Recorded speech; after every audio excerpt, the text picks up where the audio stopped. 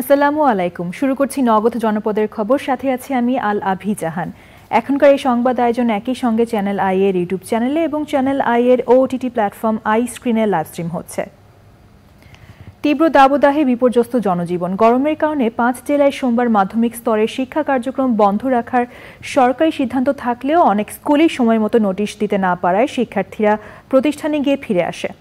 আবার সরকারি নির্দেশনা না মেনে খোলা ছিল কিছু মাধ্যমিক স্কুল। প্রাথমিকে খোলা রাখার সিদ্ধান্ত থাকলেও শিক্ষকের অনুপস্থিতির কারণে অনেক স্কুলে পাঠদান হয়নি। তবে শিক্ষা মন্ত্রণালয় বলছে সবকিছু চলছে ঠিকঠাকভাবে। মোস্তফা মল্লিকের রিপোর্ট। তীব্র গরমে অস্থির সময় পার করছে বাংলাদেশ। হিট স্ট্রোকে বাড়ছে মৃত্যু। বারবারই হিট অ্যালার্ট বাড়াচ্ছে আবহাওয়া অধিদপ্তর। ঢাকা, চুয়াডাঙ্গা, যশোর, খুলনা ও রাজশাহী জেলার সব মাধ্যমিক বিদ্যালয়, কলেজ, মাদ্রাসা ও কারিগরি শিক্ষা প্রতিষ্ঠান সোমবার বন্ধ রাখার ঘোষণা আসে রোববার রাত ৮টার দিকে। তবে সেই ঘোষণা স্কুলগুলোতে সরকারি আদেশ হিসেবে যায়নি। অনেক স্কুলের শিক্ষার্থীরাই বন্ধের কথা না জেনে স্কুলে গিয়ে ফিরে যায়। রাজধানীর কোনো কোনো স্কুলে সরকারি নির্দেশ উপেক্ষা করে ক্লাস হয়েছে। কারিগরি ও বৃত্তিমূলক শিক্ষার মাধ্যমে চতুর্থ শিল্প বিপ্লবের চ্যালেঞ্জ বিষয়ে সেমিনার শেষে শিক্ষা প্রতিমন্ত্রী স্কুল খোলা ও বন্ধ রাখার বিষয়ে কথা বলেন গণমাধ্যমের সঙ্গে। তিনি বলেন, সরকারের আদেশ বাস্তবায়ন করা উচিত। আমার যে স্কুলটা, আমি যদি বলি যে না আমার ছেলে মেয়েদের কষ্ট হবে, আমরা নিয়ে রাখি, ছেড়ে দিই ওদেরকে বা ভালো জায়গায় রাখি, এটা করতে পারতো।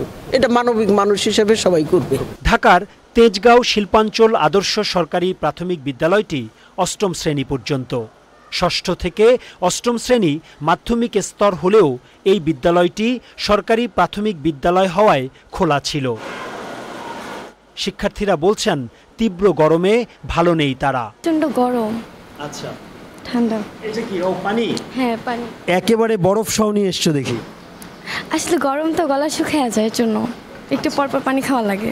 এখন তো অনেক বেশি গরম, বাইরে বাইর হওয়াও যায় না। খুব গরম, গরমে ক্লাস করতে খুব কষ্ট হয় আমাদের। স্কুলে তো বাতাস আছে, স্কুলের লেখার টাইমটা 6 ঘন্টা, 3 ঘন্টার থেকে 1 ঘন্টা দিচ্ছে। এটা ঠিক আছে না? জি, প্রচণ্ড গরম, বাচ্চাদের আসতে কষ্ট হয়। এখন তারপর তো আসতে হবে। কিন্ডারগার্টেন অবস্থা তো করণীয় অবস্থা, প্রয়োজনীয় অবস্থাদের অবস্থা। কারণ হচ্ছে মানে ছোটো রুমের ভিতরে গেঞ্জি পরিবেশের মধ্যে অতটা গরম হয় না। অনেক প্রাথমিক বিদ্যালয়ে শিক্ষার্থীরা ক্লাসে গেলেও শিক্ষক না যাওয়ায় পাঠদান হয়নি। টিচার আয় নাই। কখন থেকে আসে নাই? অনেকক্ষণ হয়েছে। মানে একটা ক্লাসও হয়েছে আজকে? জি না, আসে না, আজকে আসেই না। তোমরা একা একা বসে আছো। রাব্বি, তোমার চুল কই? আমি গাড়িটা ফালাইছি। কেন? গরমের কারণে। শিক্ষা মন্ত্রণালয় বলছে, শিক্ষার্থীর শিক্ষণ ঘাটতি কাটাতে এরপর থেকে কেন্দ্রীয়ভাবে আর শিক্ষা প্রতিষ্ঠান বন্ধ ঘোষণা করা হবে না। তবে যেসব এলাকার তাপমাত্রা 42 ডিগ্রির উপরে যাবে, স্থানীয় কর্তৃপক্ষ চাইলে বন্ধ ঘোষণা করতে পারবে। তীব্র গরমে স্কুল ছুটি নিয়ে যেন কর্তৃপক্ষের এক হযবরল পরিস্থিতি। মাধ্যমিক বিদ্যালয় বিভিন্ন অঞ্চলে যখন বন্ধ, প্রাথমিক বিদ্যালয়ের ক্লাস চলছে তখন সারা বাংলাদেশে। আবার একই সঙ্গে যেসব বিদ্যালয়ে শীতাতপ নিয়ন্ত্রিত কক্ষ আছে, সেখানেও ক্লাস করতে কোনো বারণ নেই। এমন একটা পরিস্থিতিতে যারা অভিভাবক রয়েছেন তারা বলছেন, মন্ত্রণালয় যখন ছুটি নিয়ে সিদ্ধান্তহীনতায় ভোগে, তখন অভিভাবক এবং শিক্ষার্থীরা কই যাবে? ঢাকার তেজগাঁও শিল্পাঞ্চল সরকারি প্রাথমিক বিদ্যালয় থেকে মোস্তফা মল্লিক, চ্যানেল আই।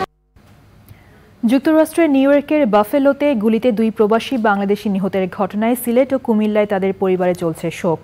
এই ঘটনায় জড়িতদের দৃষ্টান্তমূলক শাস্তির দাবি জানিয়েছেন স্বজনরা।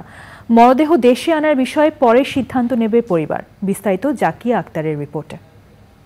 10 মাস আগেই স্ত্রী ও 2 মেয়েকে নিয়ে স্থায়ীভাবে বসবাসের জন্য যুক্তরাষ্ট্রে পাড়ি জমান সিলেটের আবু সালে মোহাম্মদ ইউসুফ। সেখানে একটি প্রিন্টিং কোম্পানিতে কাজ করছিলেন তিনি। তার পরিবারের অন্য সদস্যরা সিলেট শহরের মেজর টিলায় বসবাস করেন।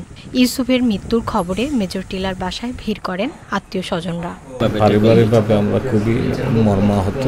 দেশবাসীকে জানাতে চাই আমার ভাতিজার জন্য আপনারা দোয়া করবেন। কারো সমস্যা দেখলে কারো প্রবলেম দেখলে হে আগে আইতো সবসময়, আর আজকে তার প্রাণটা গেল এই কারণে। কুমিল্লার বাবুল মিয়া বাফেলোর জেনার স্ট্রিটে একটি বাসায় রং করার কাজে ছিলেন। সে সময় দুর্বৃত্তদের হামলায় তিনি নিহত হন। বাবুল মিয়ার মৃত্যুর খবরে তার গ্রামের বাড়িতে শোক নেমে আসে। স্বজনরা জানান, বাবুল মিয়া 1 বছর আগে ভার্জিনিয়ার অঙ্গরাজ্য থেকে স্ত্রী ও সন্তানদের নিয়ে নিউ ইয়র্কের বাফেলোতে স্থায়ীভাবে বসবাসের জন্য যান। অপরাধীদের চিহ্নিত করে দ্রুত শাস্তির আওতায় আনার দাবি জানিয়েছেন নিহত 2 প্রবাসী বাংলাদেশির স্বজনরা। Zakia Akter, channel I. কক্সবাজারের ঈদগাঁও উপজেলায় যাত্রীবাহী বাস ও মাইক্রোবাসের মুখোমুখি সংঘর্ষে 2 জন নিহত হয়েছেন, আহত হয়েছেন 8 জন। সোমবার সকাল 11টায় চট্টগ্রাম কক্সবাজার মহাসড়কের ঈদগাঁও উপজেলার ইসলামাবাদ ইউনিয়নের খোদাইবাড়ি এলাকায় দুর্ঘটনা ঘটে। হতাহতরা মাইক্রোবাসের যাত্রী। স্থানীয়রা জানান, সকালে খোদাইবাড়ি এলাকায় কক্সবাজারমুখী শ্যামলী বাসের সাথে বিপরীত দিক থেকে আসা একটি মাইক্রোবাসের সংঘর্ষে হতাহতের ঘটনা ঘটে। আহতদের ঈদগাঁও স্বাস্থ্য কেন্দ্র সহ বিভিন্ন হাসপাতালে ভর্তি করা হয়েছে। এবারে প্রতিনিধিদের পাঠানো তথ্য ও ভিডিও চিত্রে সাদিয়া ওমরের রিপোর্ট। উপজেলা পরিষদ নির্বাচন নিয়ে সিরাজগঞ্জ 1 কাজীপুর আসনের জাতীয় সংসদ সদস্য প্রকৌশলী তানভীর শাকিল জয়কে জড়িয়ে 2 প্রার্থীর সংবাদ সম্মেলন করার প্রতিবাদে পাল্টা সংবাদ সম্মেলন করেছে কাজীপুর উপজেলা আওয়ামী লীগ। চাঁদপুরে নির্বাচনী প্রচার প্রচারণায় বাধা ও কর্মী সমর্থকদের উপর হামলার অভিযোগ এনে সংবাদ সম্মেলন করেছেন মতলব উত্তর উপজেলা পরিষদের বর্তমান চেয়ারম্যান ও পুনরায় চেয়ারম্যান প্রার্থী এম এ কুদ্দুস।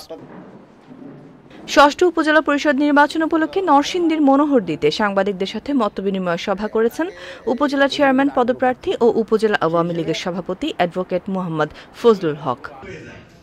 এবছর হজ মৌসুমে সরকারি বেসরকারি ব্যবস্থাপনায় পবিত্র হজ যাত্রীদের নিয়ে চাঁপাইনবাবগঞ্জে 2 দিনের প্রশিক্ষণ কর্মশালার উদ্বোধন করেছে ইসলামিক ফাউন্ডেশন।